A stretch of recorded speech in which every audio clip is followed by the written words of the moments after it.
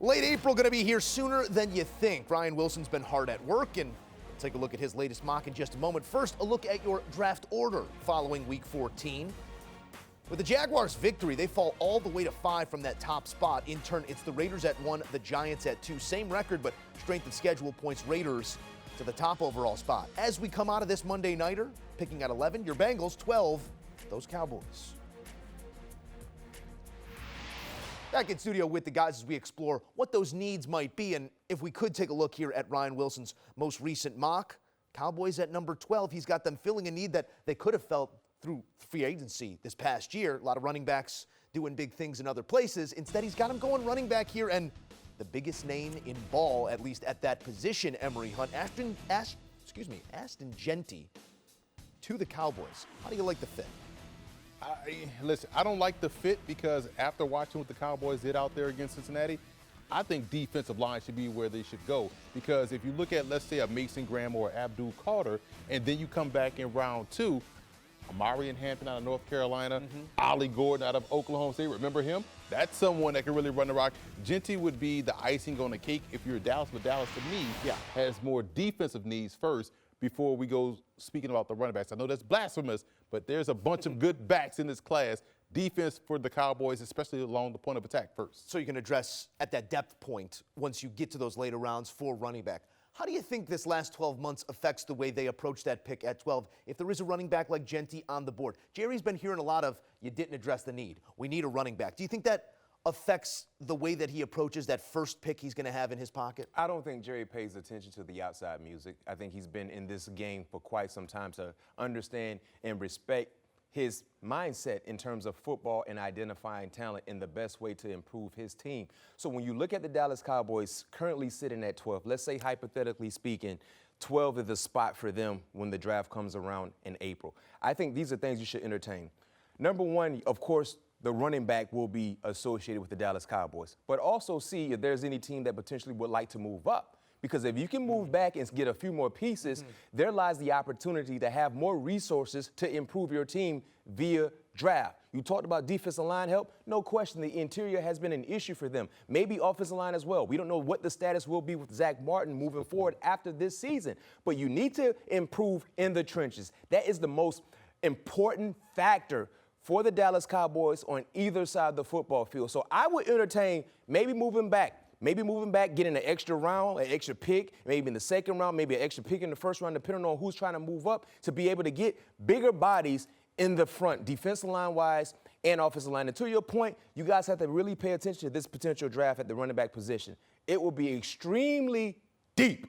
You can get nice value in the second, third round, heck, even in the fourth round. And we're talking about before Indy comes around. Because, you know, every year in terms of certain positions, especially the running backs, there's going to be a name that surfaces because they look really good at the combine in Indy, and then when you turn on the tape, their performance at the combine matches what you see on film on tape, and watching film. These past few years, I know we've had names like Bijan Robinson go earlier in this draft, but just in terms of draft philosophy as of late, the 12th overall pick being a running back is not something that is of this age. I know Ashton Jeanty is a spectacular talent. We'll see just how early he goes following Indy and all those PR pushes from other positions as well.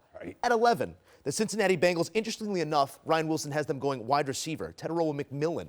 Tell me what you know about this guy, and this is also under the assumption that T. Higgins likely not in that offense next year. You know what's interesting? He gives you a lot of what T. Higgins does. Yeah. You know, he has a fantastic catch radius.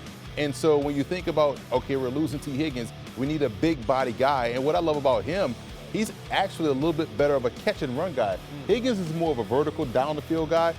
McMillan is someone you can put across the formation, you can work him across the formation, and does a great job in catching the ball with his hands, you know. But again, if you're Cincinnati, are you looking at wide receiver or do you look at D-line or corner?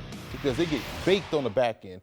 And if Will Johnson is healthy and if he's there, you got to grab him because it gives you an elite corner. But, man, I can't argue with the way Cincinnati has drafted receivers because they've kind of nailed them, everyone they've drafted recently. So they've done a good job. McMillan wouldn't be a problem for me, but if they want to go elsewhere, they could. But I like McMillan here with Cincinnati. And to your point, I trust their ability to identify wide receiver talent.